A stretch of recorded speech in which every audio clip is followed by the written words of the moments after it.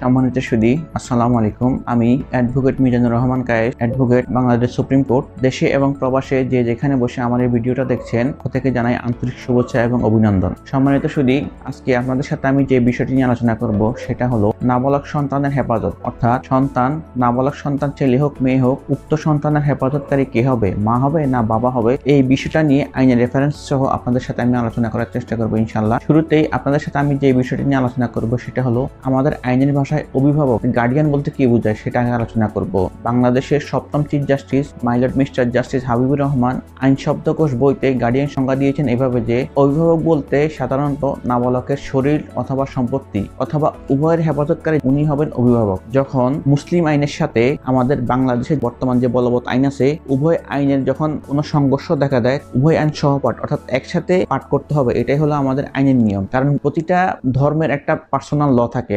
ধর্মের পার্সোনাল ল হলো কোরআন এবং সুন্নাহ অনুযায়ী মুহাম্মাদান ল। কোরআন এবং সুন্নাহর আলোকে যে আইনটা প্রচলিত হয়েছে, আমাদের মুসলিম যে পার্সোনাল ল আছে, সেই পার্সোনাল ল এর কোনো সমস্যার উৎপত্তি হলে তখন আমাদের মুসলিম আইনের যে বিধিবিধান আছে সেটাকে অবশ্যই প্রাধান্য দিতে হবে। এই সকল বিষয়ে মুসলিম পারিবারিক যে সমস্যাগুলো আছে, মুসলিম আইনের যে সমস্যাগুলো আছে, এই সমস্যাগুলোর সমাধানকল্পে আমাদের উচ্চ আদালত কোরআন, সুন্নাহ এবং ফতোয়ার যে সমস্ত কিতাব আছে, ফতোয়া আলমগীরি, ফতোয়া শামী এবং ইমাম আবু হানিফার বিভিন্ন মত সহ সুপ্রিম কোর্টের অসংখ্য জাজমেন্ট আছে এই বিষয়গুলো নিয়ে। আপনারা যদি সৈয়দ আমির আলী অথবা ডিএফ মোল্লার মুহাম্মাদান ল মুসলিম আইন পড়েন, আপনারা এই বিষয়গুলো নিয়ে শত শত রেফারেন্স পেয়ে যাবে। ফতোয়া আলমগীরির প্রথম খণ্ড পৃষ্ঠা নম্বর 728 বলা আছে, যখন স্বামী স্ত্রী উভয় সম্পর্ক বলবৎ থাকে অথবা স্বামী স্ত্রী তালাক হয়ে যায়, তখন সন্তান যখন নাবালক থাকে, সন্তানের বেস্ট হেফাজতকারী, বেস্ট তত্ত্বাবধায়ক অবশ্যই মা হবে। এটা হলো আমাদের মুসলিম আইনের বিধান। এখন প্রশ্ন হলো, সন্তান কত বছর পর্যন্ত নাবালক থাকে? আমাদের আইনে বলবৎ আছে যে ছেলে সন্তানের বয়স যখন 7 বছর, অর্থাৎ 7 বছরের আগ পর্যন্ত ছেলে সন্তান নাবালক। মেয়ে সন্তানের বিষয়ে তার বয়স 7 বছরের কথা বলা নয়, বলা আছে যে তার বয়সন্ধি কাল পর্যন্ত।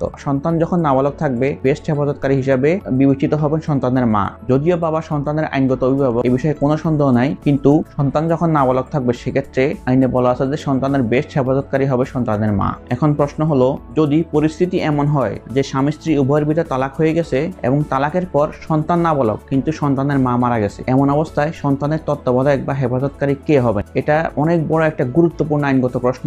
এক্ষেত্রে আমি পূর্বেই বলেছি যে আমাদের মুসলিম আইন এবং বর্তমান যে বলবৎ আইন আছে, উভয় আইনের সংমিশ্রণে আমাদেরকে সিদ্ধান্ত উপনীত হতে হবে। ইন্ডিয়ান সাবকন্টিনেন্টে অধিকাংশ মানুষ হলো হানাফি মাযহাবের অনুসারী। এক্ষেত্রে ইমাম আবু হানিফার মত হলো, যখন স্বামী স্ত্রী উভয়ের ভিতরে তালাক হয়ে যায় এবং নাবালকের মা মারা যায়, তখন সন্তানের হেফাজতকারী হিসেবে উক্ত সন্তানের মায়ের মা, নানির পর হচ্ছে দাদি, দাদির পর খালা, খালার পর ফুফু, এরা হচ্ছেন সন্তানের তত্ত্বাবধায়ককারী। এখানে আরেকটা কথা অবশ্যই বলতে হবে, যদি স্বামী স্ত্রীর ভিতরে তালাক হয়ে যায়, নাবালক সন্তান ডিভোর্সের পর মায়ের কাছে থাকে, তখনও কিন্তু সন্তানের সকল ধরনের ভরণ পোষণ সন্তানের বাবাকেই বহন করতে হবে। অর্থাৎ ডিভোর্সের পর সন্তান যখন মায়ের কাছে থাকবে নাবালক অবস্থায়, নাবালকের যত ধরনের ভরণ পোষণ, লেখাপড়া, চিকিৎসা সহ যত খরচ আছে, সকল খরচ অবশ্যই বাবাকেই বহন করতে হবে। এখন প্রশ্ন হলো, যদি পরিস্থিতি এমন হয় যে স্বামী স্ত্রী উভয়ের ভিতরে ডিভোর্স হয়ে গেছে এবং সন্তান নাবালক এবং উক্ত সন্তান মায়ের হেফাজতে আছে, তার মা যদি দ্বিতীয় বিয়ে করে, এমন পরিস্থিতিতে আমাদের আইন হচ্ছে এবং আমাদের উচ্চ আদালতের রায় হচ্ছে, যখনই মা দ্বিতীয় স্বামী গ্রহণ করবেন তখন সে তার উক্ত নাবালক সন্তানের হেফাজতের দায়িত্ব হারাবেন।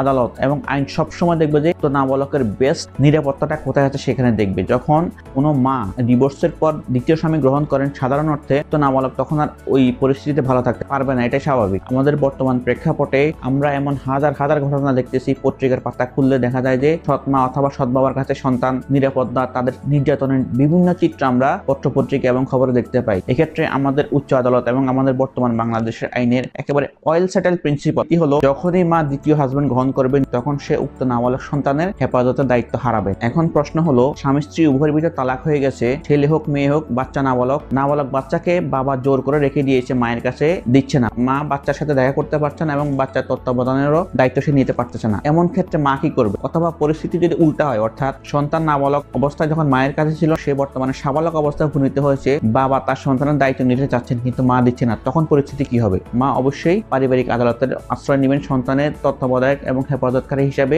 ওনাকে পারিবারিক আদালতে মামলা করতে হবে। আবার সন্তান যখন সাবালক অবস্থায় মা জোর করে রেখে দেন, বাবার কাছে দিচ্ছেন না অথবা বাবার সাথে দেখা করতে দিচ্ছেন না, এখানেও সেম পরিস্থিতি, অর্থাৎ বাবাকে পারিবারিক আদালতের মাধ্যমে বাচ্চার গার্ডিয়ানশিপ চেয়ে আদালতে মামলা করতে হবে, কারণ সাবালক অবস্থায় তত্ত্বাবধায়কের দায়িত্ব সাধারণত মার হাতে থাকে না, এটা বাবার হাতে থাকে। সম্মানিত শুধু বাচ্চার গার্ডিয়ানশিপ এবং হেফাজত এই বিষয়টা অনেক একটা লেন্দি প্রসিডিউর, অনেক বড় একটা প্রসিডিউর। এটা আমি আমার প্রথম পর্ব হিসেবে রাখলাম মেয়ে সন্তান নাবালক কার তত্ত্বাবধানে থাকবে এবং এর পরিস্থিতি কি হবে পরবর্তীতে মেয়ে সন্তানের গার্ডিয়ানশিপ নিয়ে অন্য আরেকটা পর্ব করা হবে। যারা আমার এই ভিডিওটি ফেসবুক পেজ থেকে দেখছেন তারা আমার এই ভিডিওটি লাইক করে শেয়ার করে দিবেন এবং যারা আমার ইউটিউব চ্যানেল থেকে দেখছেন অবশ্যই আমার ইউটিউব চ্যানেলটি সাবস্ক্রাইব করে শেয়ার করে দিবেন। সবাই ভালো থাকবেন, ধন্যবাদ, আসসালামু আলাইকুম।